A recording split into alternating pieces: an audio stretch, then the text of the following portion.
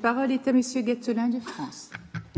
Oui, merci Madame la Présidente. Mes chers collègues, je voudrais tout d'abord féliciter le rapporteur Yves Kruchten pour son travail, parce que c'est vraiment un travail important. Et je trouve inquiétant et emblématique qu'à peine 2 ans après un premier rapport sur ces premiers éléments de détérioration, il faut bien le dire, de ce qui constitue les fondements de l'état de droit au sein du Conseil de l'Europe, il faille faire un nouveau rapport sur les nouvelles dégradations, ou en tous les cas les nouvelles restrictions qui sont apportées. Et effectivement, je suis toujours un peu étonné de voir les réactions de certains de mes collègues. Tout d'un coup, notre rapporteur aurait changé, serait devenu beaucoup plus idéologique. Non, simplement, c'est la réalité qui se dégrade.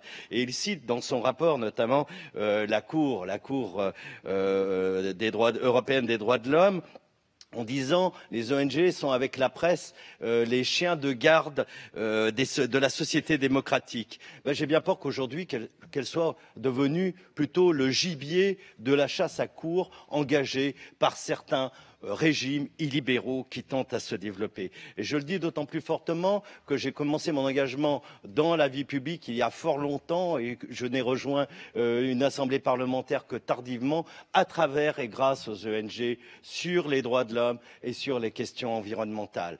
Nous sommes en 2018. En 1988, un certain Viktor Orban, pour parler de la situation hongroise, crée d'une certaine manière illégalement le Fidesz. Je fais partie des gens qui, d'ONG internationales, sont allés défendre Monsieur Orban pour sa liberté d'expression en 1988 et son mouvement.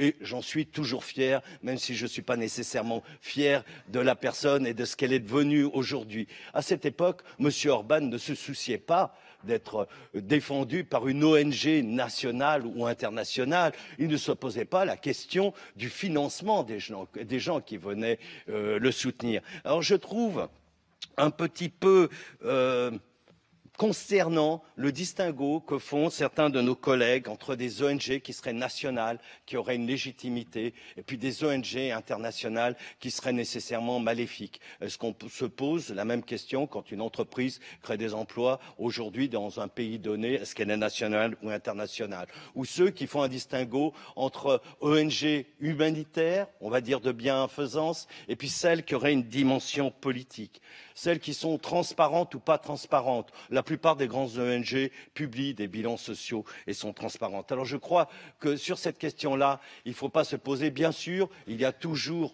des organisations dans un système qui sont défaillantes. Mais regardons les partis politiques. Est-ce qu'ils sont totalement différents, totalement transparents dans leur financement? Personnellement, j'en doute. Donc il faut soutenir et appuyer les recommandations faites par le rapporteur. Je vous remercie. Merci.